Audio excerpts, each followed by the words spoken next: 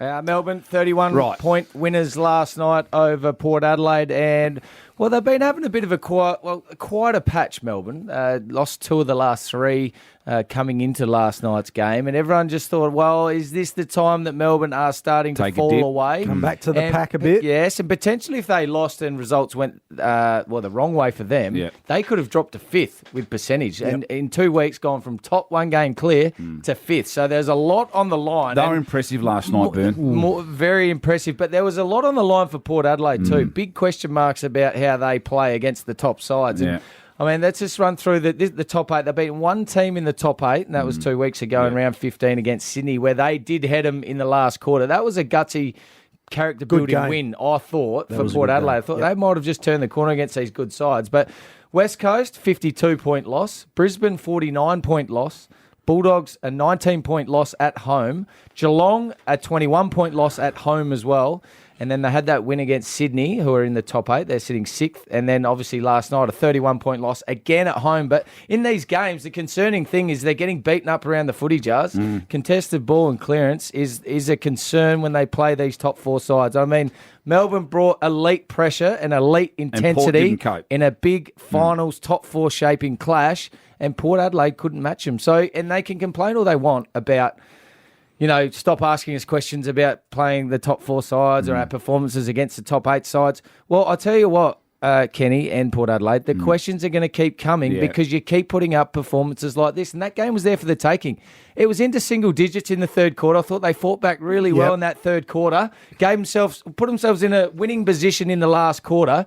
But then in the last 5 minutes, gave up 2 easy goals to Tom McDonald. All of a sudden, the margin went out to 20 points at three-quarter time. Now, 9 points is a lot easier to come back on from in the last quarter than 20. 20, mate. And then when Melbourne kicked the first goal of the last quarter, it was almost So what's the current state of this Port Adelaide Football Club's list? Well, you'd think they'd only get better because they finished on top of the ladder, clear on top of the ladder last year, missed out on a grand final. They bring Aliir into the football club, almost all Australian centre-half back. I'll speak about him in a second because that was bizarre what happened to him. They brought Fantasia in, who I know has been injured, but is having an impact on the scoreboard when he plays. But Aliir, I just want to ask you about him. Now, he's a centre-half back, Jazz.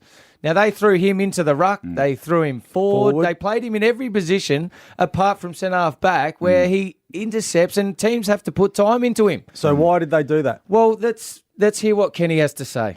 Charlie's been copping plenty and copping a bit of heat, so we were trying to, and with Cleary back available, we thought it was an opportunity for us to understand and see what else that can look like from a different angle. And when you lose, people will be certainly somewhat critical if it's not working. But if you win, they're reasonably positive about whatever it is you do. But yeah, I don't think their tools could hurt us too much in their forward line. So I think we were covering them okay.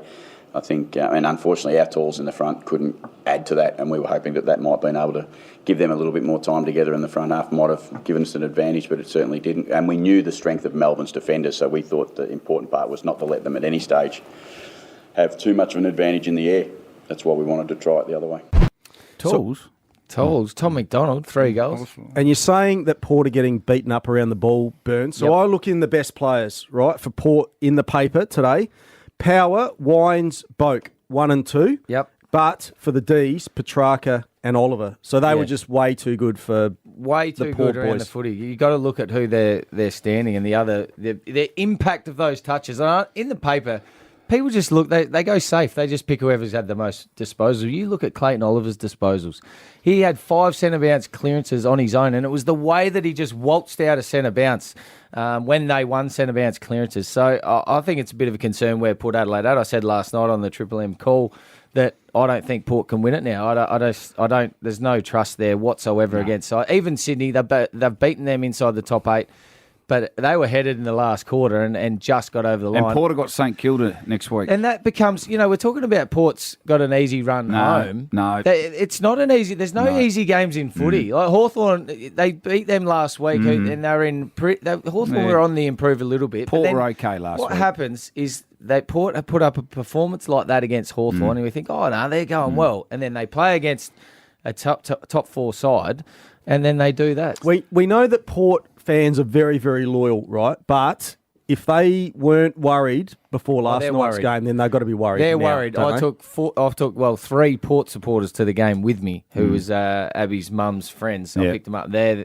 They were scathing on the way home. I want to hear from Port fans. Well, what are you going to change? They're not going to What say are you anything, No, mate. I want to hear Port what fans are you aren't going gonna to say change. anything. Convince me why you are a top 4 side. What convince me? So what, what are we going to find or for? what does Kenny need to change?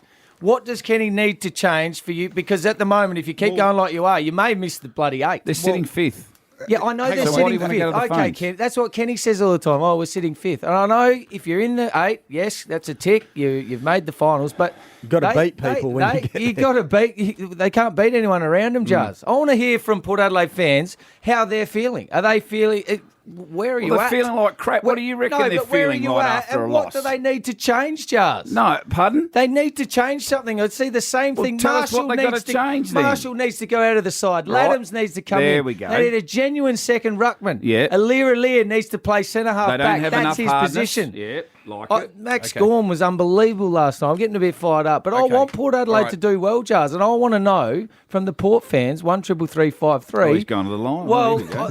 I don't know. It's not even on the board to take calls, but No, I it's just want to not, hear but- from some people Jeez. from Port Adelaide about where You've written what them do off. you need to Yeah, change? you've written them off. Well, until they change something, Jars, what would you?